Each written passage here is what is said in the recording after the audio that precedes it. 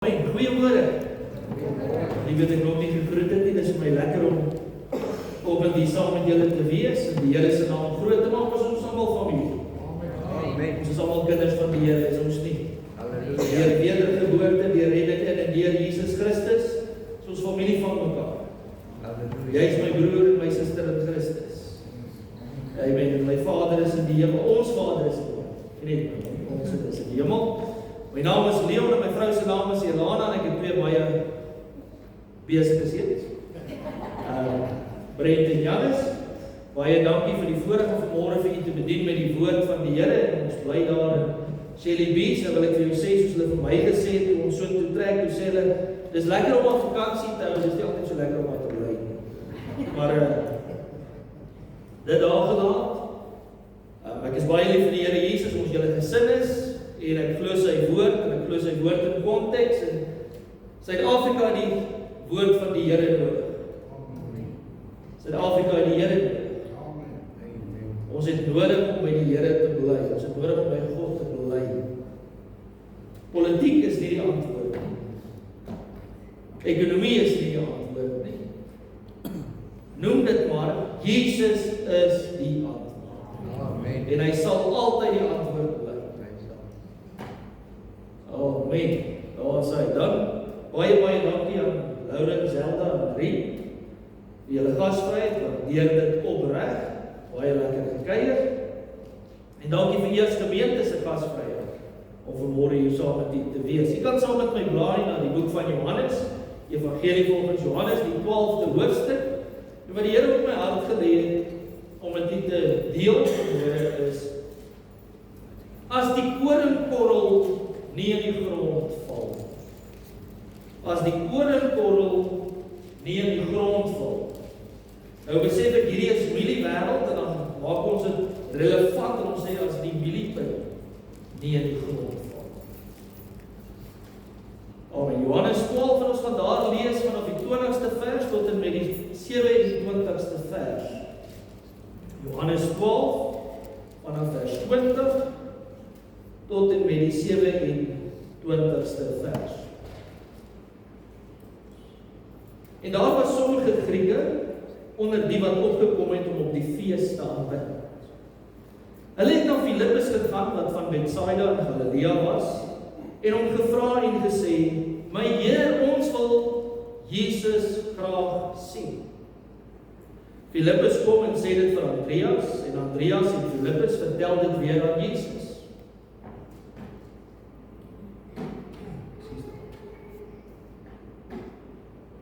Maar Jesus antwoord hulle en sê: "Die uur het gekom dat die Seun van die mens verheerlik moet word. Voorwaar, ek sê vir julle, as die koringkorrel nie in die grond val en sterf nie, bly dit alleen, maar as dit sterf, dra dit veel vrug. Wie sy lewe liefhet, sal dit verloor, maar wie sy lewe haat in hierdie wêreld, sal dit bewaar vir die ewige lewe. As iemand my dien, laat hom my volg. En waar ek is, daar sal my dienaar ook wees. En as iemand my dien, sal die Vader hom eer. Nou is my siel ontstel, en wat sal ek sê? Vader, red my uit hierdie uur. Maar hierom het ek in hierdie uur gekom. Kom ons lees nog so 'n bietjie verder. Vader, verheerlik U naam. Daar het 'n stem uit die hemel gekom. Ek het dit verheerlik en ek sal dit weer verheerlik. En die skare wat daar gestaan en dit gehoor het gesê dat daar 'n donderslag gewees het. Ander het gesê 'n engel het met hom gespreek. Jesus antwoord en sê: "Hierdie stem het nie om my wil gekom nie, maar om julle wil." Tot sover. Volgens toe die donder weer so 'n bietjie klink en rammel, toe dink ek, dankie Here, U bevestig die woord vanmôre. Nee, amen. Nou die Evangelie van Johannes is geskryf met die doel om mense te vertel dat Jesus die Christus is, die Seun van God. Ons lees dit in Johannes 20 vers 31. Maar hier in Johannes 12, in die 12de hoofstuk, net om vir jou 'n bietjie agtergrond te gee wat aanleiding gegee het tot hierdie wat Jesus gesê het, vind ons 'n paar dinge wat plaasvind. En dis ook 'n deurslaggewende oomblik in die openbaring bediening van Jesus Christus hier op aarde. Want dit is die laaste keer wat hy die skare toegespreek het, in die evangelie van Johannes. En vanaf hoofstuk 13 deel hy in besonder met sy disippels, en begin hy praat oor dat hy gaan sterwe, en oor die Heilige Gees wat gaan kom, en die Heilige Gees wat uitgestort gaan word. Maar die 12de hoofstuk van Johannes 12 begin deur vir ons te sê dat Jesus in Betanië is 6 dae voor die Paasfees, of 6 dae voor die Pasga. En hier in Betanië is hy by sy goeie vriend Lazarus, en die se susters Martha en Maria tuis, en hulle sit daar en hulle te ete, en in die eerste 2 verse word Lazarus naam 2 keer genoem, en daar word gespesifiseer dat dit Lazarus is wat hy uit die dode uit opgewek het, waarvan ons lees in Johannes 11. So dis heel waarskynlik dat op hierdie oomblik het Martha en Maria Jesus genooi en ander mense genooi en gesê, Jesus, ons wil vir jou dankie sê vir die wonderwerk wat U vir ons gedoen. En hulle sit daar aan die tafel en hulle eet. En terwyl hulle daar sit, doen Maria 'n wonderlike ding en 'n groot ding, en sy vat nardesolie en sy breek dit oop en sy giet dit oor Jesus se voete uit en sy droog met haar hare sy voete af. En dis 'n toneel van absolute toewyding en aanbidding aan die Here Jesus Christus. En die woord sê dat hierdie reuk, hierdie geur van die nardesolie en die Here die hele huis vervul. Maar Judas, hy is nie altyd oor bietjie negatief is. Judas sê toe, maar hoekom mors jy nou so? Ons kon hierdie olie kon ons verkoop met vir 300 pennings wat 'n hele jaar se salaris was. En dan sê die woord, dan sê die evangelie, maar hy het nie gesê omdat hy bekommerd is oor die armes, want hy sê ons kan verkoop en dan gee ons geld vir die armes, maar omdat hy die geld gevat het.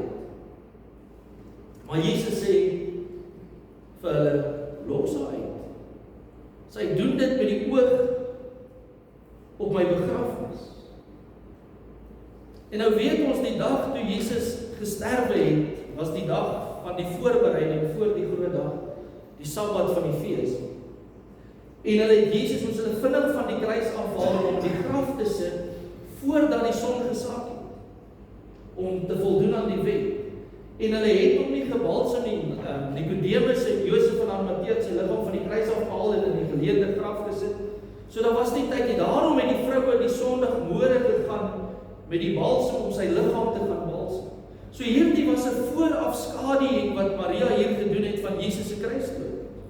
Jy sien, die disippels het op daardie oomblik nog nie begryp of besef dat die Messias, hulle Messias moes sterf nie, en deur Jesus se voete te salf met die nardesolie wat 'n jaar se salaris werd is, het Maria Jesus profeties voorberei vir die naderende kruisiging en begrafnis.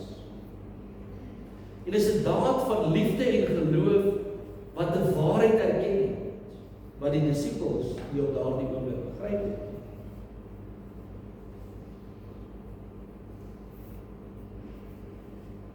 En dan lees ons in die ander evangelies dat die vroue juis op pad was na die graf om Jesus se liggaam te gaan salf na sy dood. Maar hulle was te laat, want toe hulle by die graf kom, toe vind hulle wat? Toe vind hulle die graf, my broer en my suster. My Jesus leef, jou Jesus leef. Maak dit jou nie opgewonde om te weet, ons buig nie die knie voor 'n afgod wat ons moet rondloop. Hy leef, hy hou die skepping in sy hand. Hy regeer oor die heelal. Sy trou is soos die blou van die see. Dis die God wat ons dien. Dis die God wat ons lief het, en meer as dit is die God wat ons lief het. Soveel so dat hy sy seun gegee het, sodat ons redding en verlossing en bevryding en genesing kan ontvang. Maar hierdie wonderwerk wat met Lazarus gebeur het in vers 9 en 10 lees ons van Johannes 12, lees ons dat die Jode gehoor het dat Jesus in Betanië was en het soontoe gegaan, nie alleen omdat Jesus daar was nie, om vir Lazarus te sien. Nou ek dink dis nogal menslik, as daar iemand uit die dood uit opstaan en wil mense gaan kyk. Wat het hier gebeur? Hier het iets groots gebeur, want uit die aard van die saak was dit opspraakwekkend. En die owerpriesters, hulle maak toe besluit. Hulle het al in die vorige hoofstuk besluit, ons wil Jesus dood. Hulle sê, ons gaan vir Lazarus dood, omdat baie nou in Jesus begin glo, omdat Lazarus uit die dode opgewek het. En ons my vraag, maar wat het Lazarus gedoen? Kom ons jou sy praat vir hom. Hy was die ontvanger van 'n wonderwerk. Martha en Maria het vir Jesus gevra en gesê, hoorie, maar ons broer is siek, kom asseblief, kom genees hom. Lazarus ontvang die wonderwerk, en as gevolg van hierdie wonderwerk begin mense in Jesus glo, die Jode loop oor van die owerpriesters en die fariseërs af en hulle begin glo. En hulle besluit, ons wil vir Lazarus dood. En partykeer as die Here vir jou 'n wonderwerk doen, dan gaan almal nie saam met jou bly wees. So om die Here te dien, gaan daar soms moeilikhede op jou pad. Gaan daar soms drama op jou pad. Die Here wil hê dat dit met jou goed moet gaan. Maar ons weet, ons het ook 'n vyand. Maar dan God die vyand is oorwin aan die kruis van Golgotha. En dan hierdie feit dat Jesus Lazarus uit die dode opgewek het, ook 'n groot verwagting geskep onder die volk.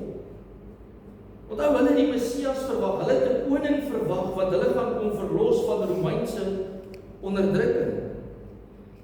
En dan lees ons dat toe Jesus van Betanië af na Jerusalem toe gaan, te versprei dit soos veldbrand. Jesus is op pad na Jerusalem toe, die skare gaan hom tegemoet en hulle roep, Hosanna, geseënd is hy wat kom in die naam van die Here. Nou Hosanna is Aramees en dit beteken God red ons. So dit is wat hulle gesien het, hulle verwagting is, nou gaan Jesus die Romeine op hulle plek sit. Nou gaan hy hierdie Romeinse soldate sê, luister, julle is nie op beheer nie, God is op beheer. Maar Jesus neem stelling in op 'n donkie, en sodoende vervul hy die skrif, en dan sê die woord, die disippels het dit nie verstaan nie, eers nadat Jesus verheerlik was, het dit hulle bygeval, maar hierdie dinge het gebeur, dis in die skrif opgeskrywe, en hulle het besef, die skrif het gepraat van Jesus Christus. Dit is so vervul. Johannes 12 vers 17, en die skare wat by hom was, toe hy Lazarus uit die graf geroep en hom uit die dode opgewek het, het daarvan getuig. So die mense het getuig, die mense het vertel. En dis ook die rede hoekom die skare hom tegemoet gegaan het. Die baie bekende Bybelkenner David Pawson skryf in sy boek, en dan sê hy, dat op daardie stadium as jy Jerusalem ingegaan het, dan jy 'n kruising gekry, en as jy regs geraai het, het jy na die Romeinse kaserne toe gegaan, en as jy links gegaan het, dan jy na die tempel toe gegaan. En die verwagting van hierdie skare wat geroep het, Hosanna, geseënd is hy wat kom, hy kom ons red, het die verwagting gehad, hy gaan dan nou regs draai na die Romeinse owerhede toe, of na die Romeinse garnisoen toe, en hulle uitsorteer. Maar wat doen Jesus? Hy draai links.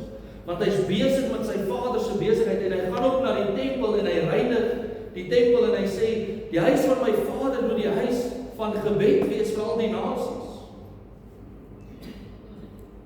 En dan sê die Fariseërs vir hom, kyk, ons kry nie gewed teen hierdie man nie. Die hele wêreld loop agter hom aan. So te midde van die owerpriesters wat Lazarus om die lewe wil bring, die Fariseërs wat Jesus uit die weg wil ry, kom ons by vers 20. En dan sommige Grieke, nie Jode, of soos die Bybel hulle noem heidene, wat Jesus wil sien. In die aard van die saak het hulle gesien hierdie opskudding in Jerusalem. Hulle het gehoor, daar word geroep, Hosanna, geseënd is hy wat kom, en hulle kom na Filippus toe en sê, ons wil Jesus sien, ons is nuuskierig oor Jesus Christus. Ons hoor van hierdie man.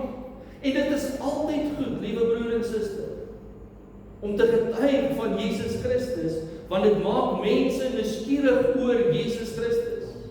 En dit is altyd goed om Jesus te wil leer ken. Van die nuwe vertaling sê, die Grieke het gesê, ons wil Jesus graag ontmoet.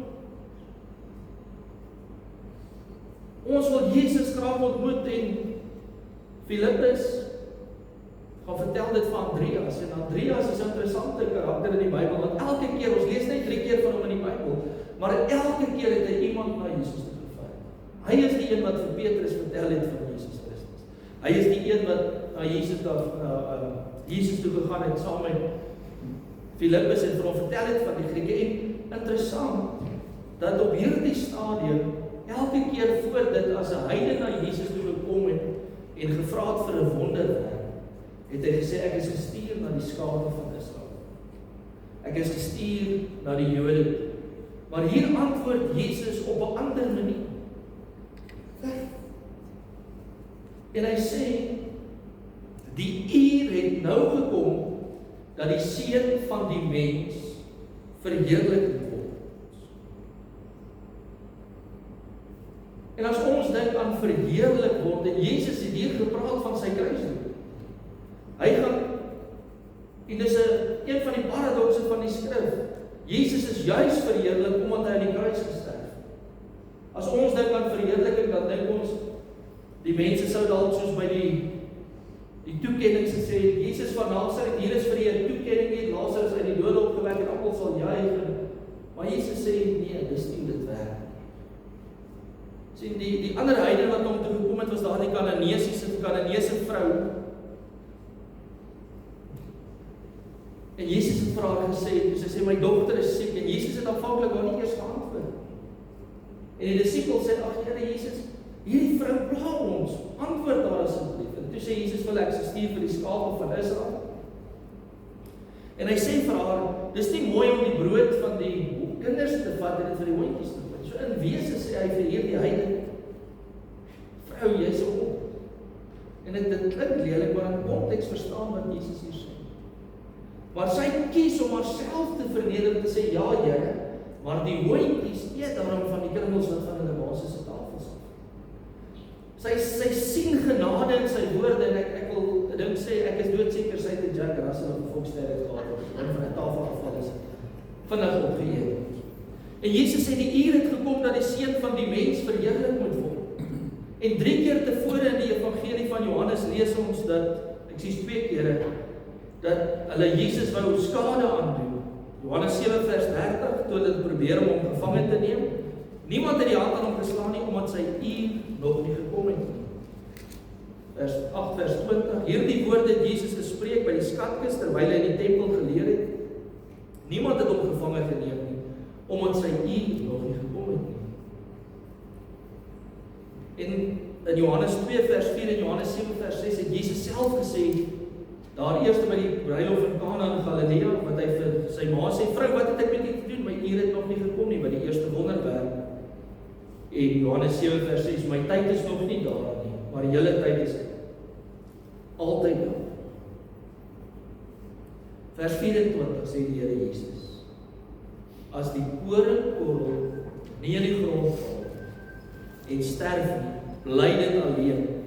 Maar as dit sterf, dra dit veel vrug. Jesus vergelyk homself met 'n koringkorrel. Sy dood met 'n koringsaad wat gesaai word en sterf in die grond. Sy opstanding, die saadblare, en sy openbaring en verheerliking, die oorvloedige vrug wat geproduseer word om lewe te onderhou. Jesus sê, ek moet sterf om verheerlik te word en vrugbaar te wees. Is ons nie dankbaar dat Jesus, die seun van God, hy wat geen sonde geken het nie, in ons plek gesterf het? Jesaja 53 vers 5. Hy is terwille van ons oortredinge neergedaal, terwille van ons ongeregtighede is hy verbrysel, en die straf wat vir ons die vrede aanbring, was op hom. Dank God vir Jesus Christus. Dank God vir die kruisdood van Jesus Christus. Sonder Jesus is ons verlore. Jesus sê, ek kan nie 'n heerlike kerk tot stand bring as ek nie verheerlik word. Nou, ek weet van u weet baie meer as ek van die ontkieming van 'n saad. Maar het jy dit al ooit in verbinding gebring met die verlosser Jesus Christus, met jou verlosser, met u verlosser? Sien, wanneer daai saad in die grond geplaas word, geplant word, in die grond val, dan is die eerste ding wat gebeur, daai saad neem water op. En hy moet 'n redelike hoeveelheid water opneem om te rehydreer, en dit veroorsaak dat die saad swel en die saadlaag versag en breek oop, En daai geabsorbeerde water aktiveer dan ensieme en metaboliese prosesse wat die gestoorde reserves afbreek en voedingsstowwe wat dan hierdie saadjie laat groei. En Jesus Christus verwys na die Heilige Gees in Johannes 7 vers 37 tot 39. Wanneer hy sê die wat dors het, laat hulle na my toe kom en drink. Soos die skrif sê, hulle wat in my glo, strome van lewende water sal uit hulle binneste vloei. Jesus het dit gesê van die Heilige Gees, wat almal sou ontvang wat in hom glo. En in Efesiërs 1 lees ons dat dit juis die werking van die Heilige Gees was, wat Jesus uit die dode opgewek het. Efesiërs 1 vers 19 en 20. En wat die uitnemende grootheid van sy krag is vir ons wat glo, na die werking van die krag van sy sterkte, wat hy gewerk het in Christus toe hy hom uit die dode opgewek het en hom laat sit het aan sy regterhand in die hemel. Ons lees dit ook in Romeine 1 vers 4. En dat die Gees van heiligheid met krag verklaar is as die Seun van God deur die opstanding uit die dode, Jesus Christus ons Here. So die eerste sigbare teken van ontkieming is die verskyning van die wortelkiem wat die wortel is, en dit breek deur die saadlaag en groei afwaarts in die grond in. En dis 'n kritieke stap om dit die saailing in staat stel om water en voedingsstof uit die grond te begin opneem. En ons lees in Openbaring 5 vers 5 dat toe hulle daardie boekrol het, en niemand in die hemel, en niemand op aarde, niemand onder die aarde is waardig om hierdie boekrol te neem en sy seels oop te maak nie. Toe sê die ouderling vir Johannes, moenie ween nie, kyk die leeu wat uit die stam van Juda is, die wortel van Dawid, Jesus Christus, het oorwin om die boek oop te maak en sy 7 seels te breek. In Openbaring 22:16 sê Jesus self, ek is die wortel en die geslag van Dawid, die blink môre ster. In Romeine 11 lees ons vers 17, dan lees ons in Romeine 11 lees ons van die makolyfboom en die willeolyfboom. En die makolyfboom is hulle wat in God glo, hulle wat in Christus gevestig is. En dan sê die makolyfboom se takke het afgebreek vanweë ongeloof omdat hulle nie in Jesus geglo het nie. En die wilde olyfbome, dis nou mense wat nie Jode is uit fisiese nasaate nie, is in die boom ingeënt. En dan sê hy, moenie roem teen die takke nie, moenie roem teen Israel nie, want Israel, God se deel, of God se werkinge met Israel is net vir 'n tydjie lank gestop, terwyl hy met u en met my, wat nie Jode is nie, wat deur geloof in Christus gered word. Nie omdat ons afstam van die Jode af nie, nee, maar omdat God se genade so groot is, word ons gered. Dan sê hy in Romeine 11 vers 18, moenie teen die takke, teen Israel of die Jode roem nie. En as jy roem, is dit nie jy wat die wortel dra nie, maar die wortel Jesus dra vir jou. Jesus dra ons, hou ons vas. En dan, nadat die wortel gevestig is, groei dit op en stoot die saadblare deur die grond totdat en dis verantwoordelik om te aanhou voed totdat sy eie kos kan produseer.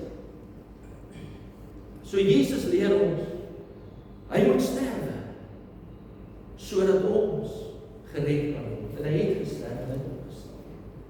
En daarom kan ek en nie vanmôre gered word deur geloof. En nie net ek en nie, maar elke mens wat op aarde is, wat dit aanneem dat Jesus vir hulle sonde gesterf het, kan gered word. Die hartseer is dat baie mense gaan kies om dit nie te doen.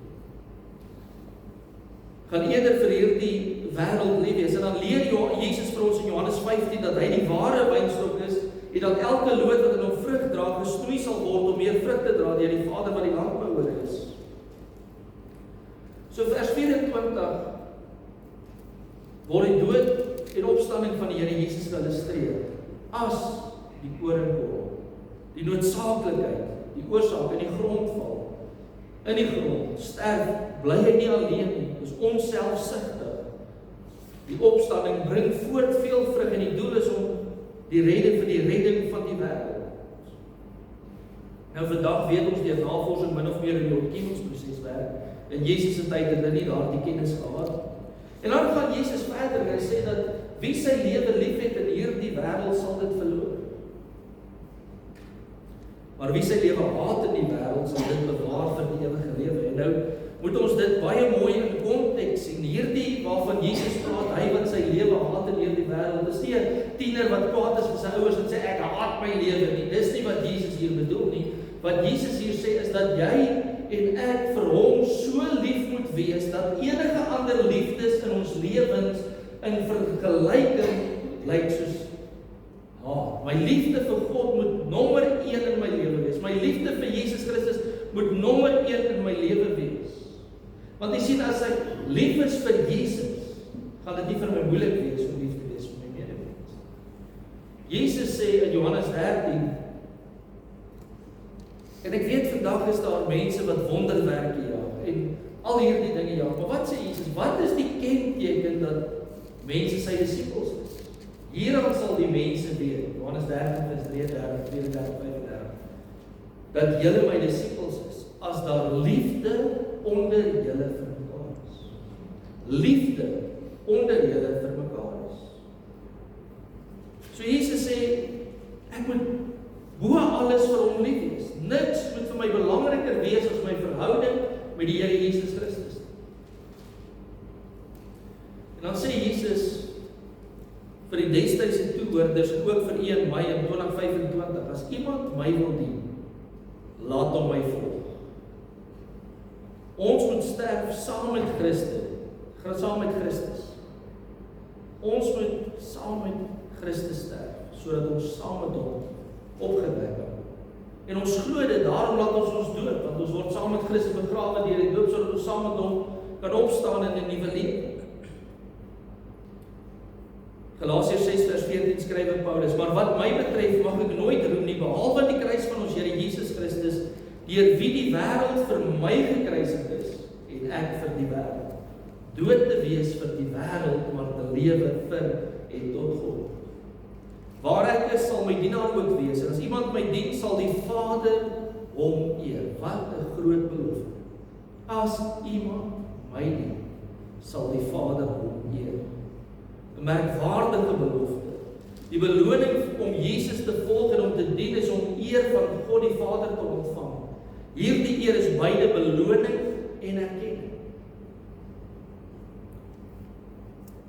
En weet jy, die disippels wat daar gestaan en luister het na Jesus, en ook hierdie Grieke het dalk gedink, Jesus gaan kruis toe. Gelukkig hoef ek dit nie te doen, en wat sê hy net daarna? Hy wat my wil dien, moet my volg. En wat vers 27, wanneer Jesus verklaar dat sy siel ontsteld is, en hy die vraag vra, wat sal ek sê? Vader, red my uit hierdie uur. Want Jesus het geweet van die benoudheid wat wag op hom. Hy het geweet van die hartseer van die kruis, die seer, die pyn, en die grootste hartseer van die kruis, en die grootste uitdaging vir Jesus Christus, glo ek in my hart, was daardie oomblik toe ons sonde wat op hom gerus het, hom geskei het van God. Toe hy uitgeroep het, Vader, waarom het U my verlaat? Toe hy uitgeroep het, Eli, Eli, lama sabachthani, toe daar skeiding kom vir die eerste keer tussen die Seun van God en God die Vader, van wie die sonde. Maar Jesus sê, my siel is ontsteld, maar ek gaan nog steeds nie die Vader vra om my te red uit hierdie uur nie, want hierdie is juis my sending om te sterf vir 'n verlore gaande wêreld, om redding te gee vir 'n verlore gaande wêreld. En Jesus sê, in hierdie angs, in hierdie ontstelteid, in hierdie benoudheid, sê Jesus, Vader, verheerlik U naam. Vader, verheerlik U naam. Jesus se hoofbesorgdheid was om die karakter en die naam van God te verheerlik, selfs in die sieleangs wat hy beleef het by die kruis. En hierdie stem uit die hemel was die derde hoorbare goddelike getuienis dat Jesus die Seun van God is. Soos die stem in sy doop en ook by sy verheerliking op die berg getuig het. So Jesus Christus het hier in Johannes 12 vir die skare en die Grieke wat hom ontmoet word, gesê dat die tyd het aangebreek, dat die uur aangebreek het, dat die Seun van die mens verheerlik word.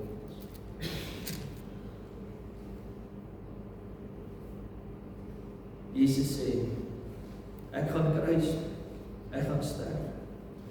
Jesus sê, dit gaan oor die koringkorrel wat in die grond moet val en sterf, sodat die middelmuur van skeiding afgebreek kan word, sodat Jood en nie-Jood toegang het tot God deur die Een, Jesus Christus.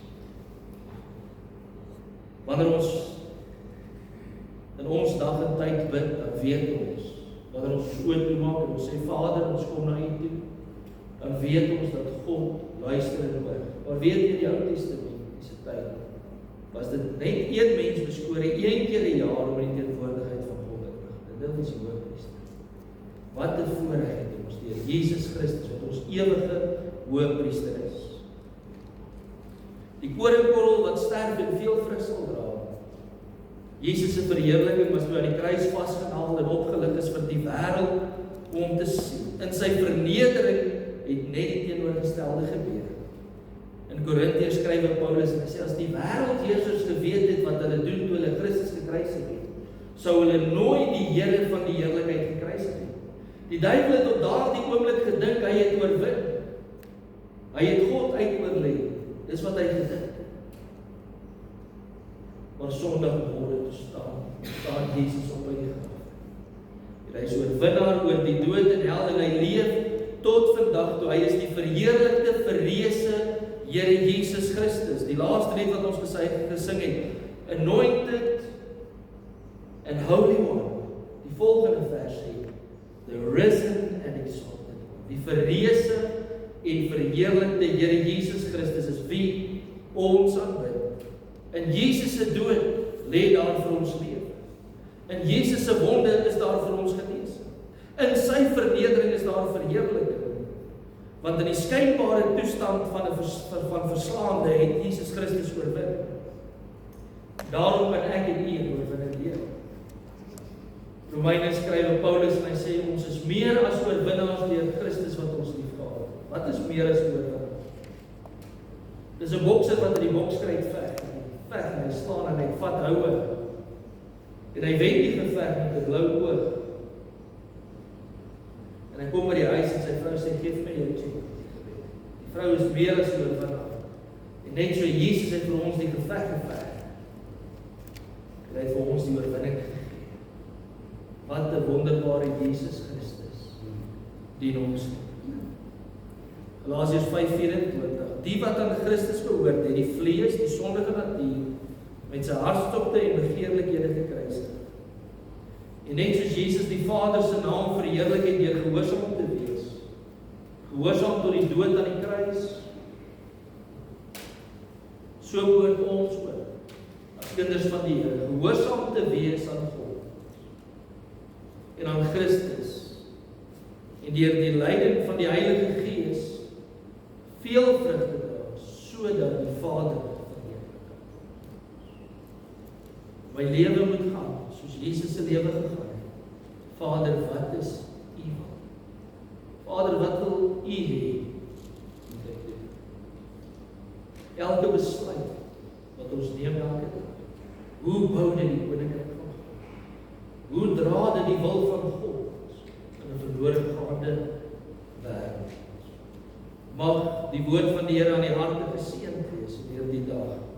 En mag ons saam met Christus sterf, sodat ons saam met hom sal lewe in oorwinning elke dag en elke oomblik. Kom ons bid saam.